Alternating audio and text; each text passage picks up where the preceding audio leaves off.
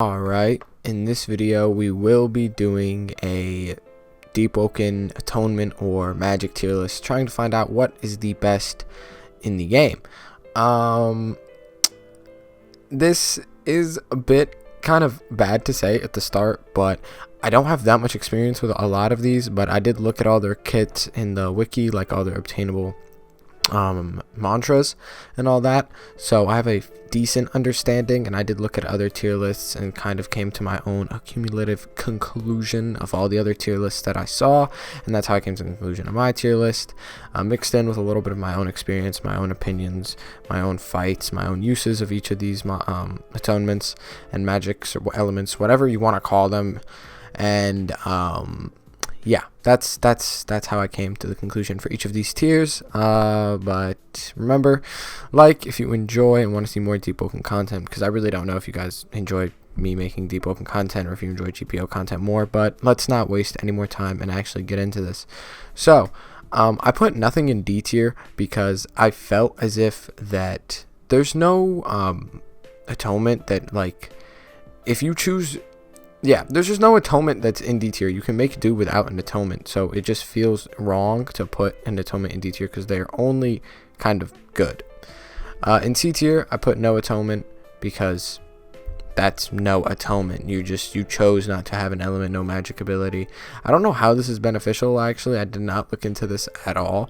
I just assumed that it'd be like you're playing, but you just don't have an atonement to train, and you can't learn one.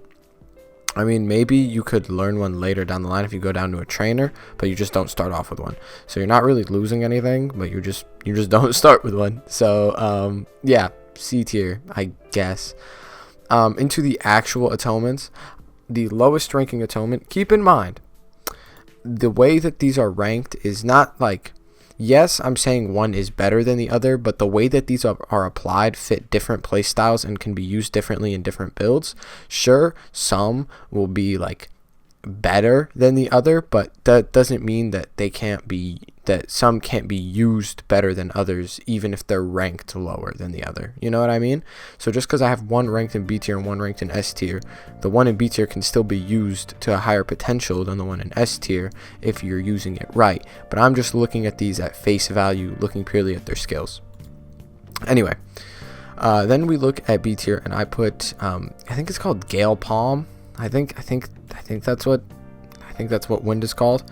The reason wind is at the bottom for me is the fact that its damage is okay, but the skills themselves are lacking. They kind of have small hitboxes, except for some like tornado, but those are very easily blockable with fairly large windups and all that. And its 3-star skill is that one, it's a move that creates it does good damage, but it's very fast, and you do have iframes upon casting, but it can be I think it can be parried and it can be dodged, and it's kind of difficult to land, even though it does very good damage. It's just not a great skill. It's a good skill, but it's not great. And also, I feel that the only place this atonement really strives is actually, before I say that, its starting skills are actually fairly solid, like Wind Blade, I think is what it's called, as you shoot a projectile of wind. That's fairly decent. It doesn't take much mantra, I don't believe, and you can just chuck it out.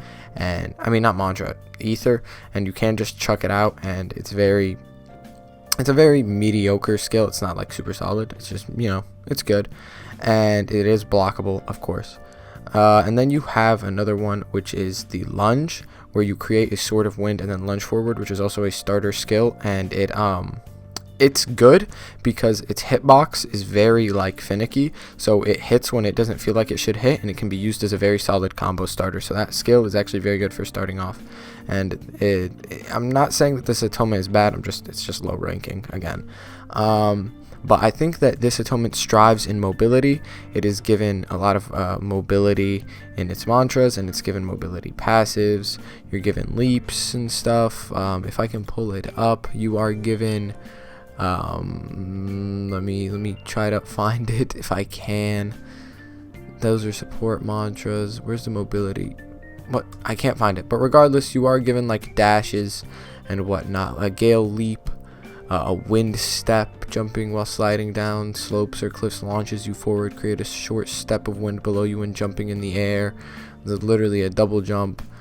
You're given a lot of things that can rely on mobility and just pushing you around and keep making you hard to hit pretty much, which is very solid. But yeah, it kind of has to be paired well with something else to be used to its fullest potential. Anyway, next you have the ice one. What's it called again? Is it like Frost Draw, I believe? Yeah, Frost Draw is in B tier. The reason Frost Draw is in B tier is actually, I know the least about this. I have no idea what its damage is like. I have an idea of what some of its skills are. Like there's a chain combo starter, which is pretty good, but its 3-star skill is domain expansion. It sends ice rippling out in a shockwave. The player holds an ice pickaxe and stomps on the ground. A floating ice pillar is created at the impact site and the floor turns into ice. The ice pillar pulsates a blue aura, which I don't even know what that looks like, but it sounds pretty cool. And I do hear that this is actually a very solid mantra, and its mobility, not mantra, I keep calling it mantra. Its main mobility skill, its mobility skill is a 3-star, and it's ice skates, which literally just allows you to walk on water. It's mainly just a mobility skill, you just walk on water, so it's pretty cool, if I do say so myself. Yeah, I don't really know much to say. I do know that this deals like good damage, I'm pretty sure, is what I hear, and that it's just a very solid thing. I don't know much about it, but I do know that it has a cool mobility skill, allows you to walk on water, and it's decent. So B tier, I guess. I mean A tier. Did I say B tier earlier? I meant this is A tier. God, I'm like speaking. It's 1 in the morning. All right, cut me some slack.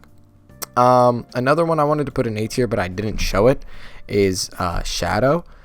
So I put Shadow in A tier and not in S because apparently its moves are very easy to see coming, and you can just hold block and parry them very easily. Down to its meteors, which I believe is its actual 3-star skill, which is kind of disappointing, considering the fact like your 3-star, you're kind of supposed to be like you're kind of like a top tier skill. Is that? Oh wait, I think Meteor Shower is actually only a 2-star. I'm not positive.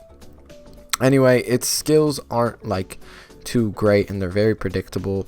And yeah, it's good, but it's not great. Like it's still solid. You're still given some good moves, but like skills like Clutching Shadow and Shadow Gun, they're just they make it very obvious. I think Dark Blade is actually a pretty good skill, and Shadow Roar is also pretty solid. So is Shadow Assault, which is its mobility skill. You dash forward, and that's pretty much it. You just you apply black flames and you just dash forward.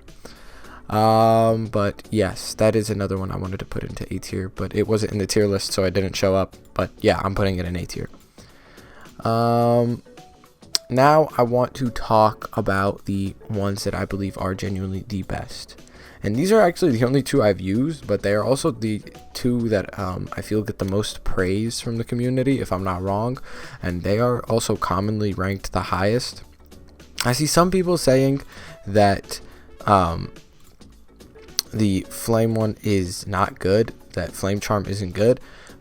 Some people say it's not good, some people say it's the best. I've seen so many different opinions on this. I think it is really good. Moves like Fire Palm have high AoE, are great for PvE and PvP. Burning Servants isn't the best, but it's still pretty solid. Flame Eruption, I think it got changed, but it's still pretty good. And Fireblade is also pretty good.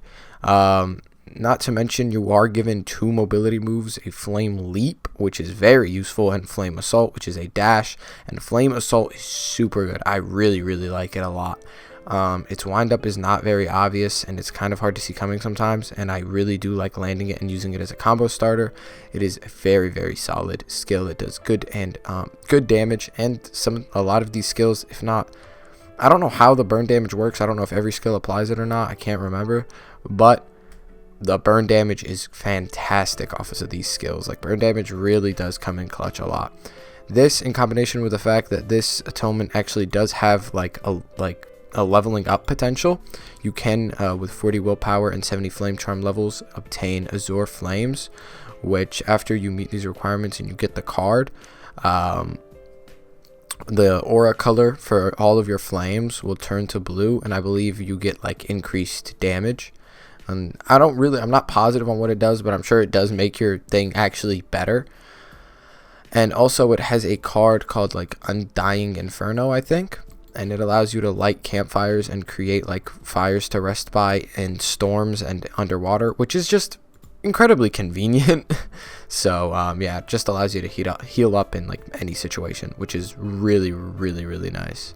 So yeah, those are my thoughts on Flame Charm. In my opinion, I don't know if Flame Charm is actually my favorite. I think Thundercall and Flame Charm are tied for me in my favorite, which is why I kind of put them both in S tier. But hey, can you blame me? They're like really, really solid atonements. Okay, last but very, very not least, Thundercall. What I believe to be is Loki the best, not even Loki, the best atonement in the game. It's just such a solid element, down to one of its very first skills you get, which is Lightning Blade, which I think is actually really good. Is just such a solid skill. You're given things like, don't even get me started on Grand Javelin, and just Spark Swap, and Lightning Assault, and just a whole lot of things. It's just great. You're given a lot to work with, and just the damage is really good, and the stun off of some of these skills, like using Lightning Blade as a combo starter, is really solid, and it has like a very, very, very short windup, making it really easy to hit if you just chuck it out randomly. And Grand Javelin sends people flying, and its windup is also very short, and its hitbox is also really weird, so it hits sometimes when it shouldn't, and it's super good too. And Spark Swap, in my opinion, the best mobility. It's not really mobility. Lightning Assault isn't mobility. It's the best like support mantra, because if you don't know, you just swap positions with whoever you want, which is like the ultimate escape. You're low, you swap positions. You're being chased, you swap positions with someone else. You could use it in the most creative ways to tag team people. You have your friend right in front of you. He throws a skill out at you. Boom, you swap positions right before the skill connects, and now you're jumping this dude, and he's confused and doesn't know what's happening. You jump off a cliff, boom, swap positions. I don't know why I find that to be so cool, but Thundercall is just the best. Like, I don't know what else to say, because in my opinion, it's just so solid and so good. And it also looks cool. That helps a lot. The only thing I wish is that it had some sort of evolutionary trait, like similar to Flame Charm, how you can get Azure Flames. I wish that, I'm not positive about this, but I don't think it has any like super cool passives. I might be wrong on that, but there's like nothing that's like super convenient with it. I mean, you are given like things where you can boost your speed and kickstart yourself. Like you can use it as like a defibrillator kind of sort of thing. And that's cool, but I think that's it. Oh wait, I'm reading here that it has a talent, Flint, but it has infinite uses. It's just a common talent card that can be obtained randomly. Discovery of Fire. Oh, I didn't know you could do that. You create sparks and start fires. I knew that Flame Charm had a skill like that. I had no idea Thunder called it. But yeah, it's just really fun. And in my opinion, if you're gonna pick one, I would either pick this or Flame Charm. If I didn't pick one of these two, to be honest, I would probably say Gale Breath. Even though I ranked it at B tier, I would still say this, because it's just used, I feel, differently than the other atonements. I feel like the way you use this one is just a bit more unique, and the way you have to apply it in builds is just a bit more unique, so I do like that. Shadow is overrated in my opinion. People always try to get it because, oh, you can only get it from the depths. It doesn't mean it's good. I mean, it is solid, but like, to be honest, it's not that interesting. And I just don't like Frost Draw. I have no idea why. I just personally don't. Maybe if I knew more about it, I would, but I just know the least about it, so it's kind of my least favorite. But yeah, I hope you guys enjoyed this tier list. I know I rambled a bit. I'm sorry, I'm not like super informed, and if I do say things that are wrong, or if you do have reasons for this tier list to be different, please peacefully comment about it. Don't call me an idiot, even though I may be one. I'm just trying to voice my opinion and help people out with this tier list. But yeah, that's pretty much it. Again, remember, like, subscribe if you guys want to see more Deepwoken content, and I will see you guys in the next one. Peace.